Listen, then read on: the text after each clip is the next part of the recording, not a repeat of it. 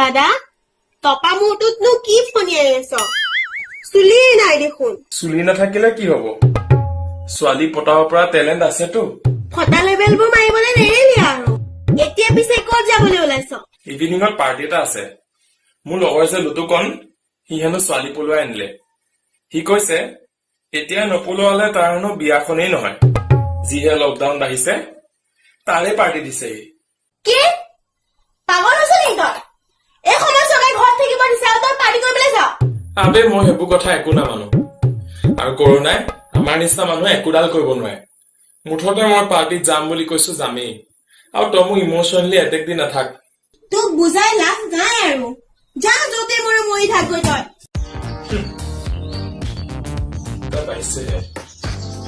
ready হৈ আছো যদি অলপ আৰামে কৰি লওঁ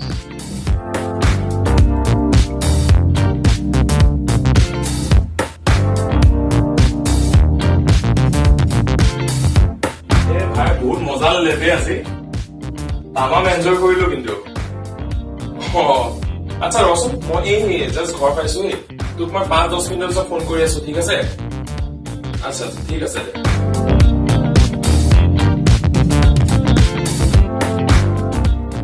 ঘৰ সোমালেহি কোন কোন হয় মই কোন মই ক'ৰ পৰা কৈ আছ তোৰ বডিৰ ভিতৰৰ পৰা কৰোণাই কৈ আছো মই কৰোণা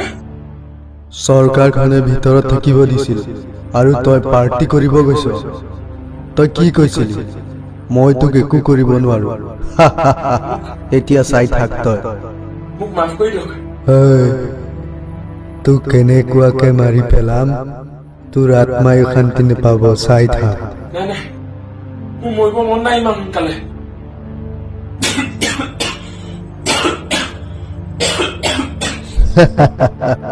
আৰম্ভ হলে মই তোক দেখি খুব ফূৰ্তি পাইছো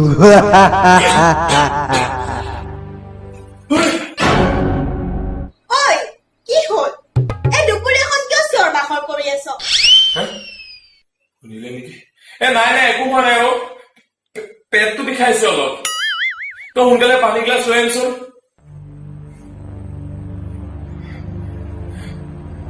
নাই ওলাই যাব নোৱাৰি দেই যদি ওলাই গ'ল সঁচাকে নবা হয় কি সপোন দেখিলো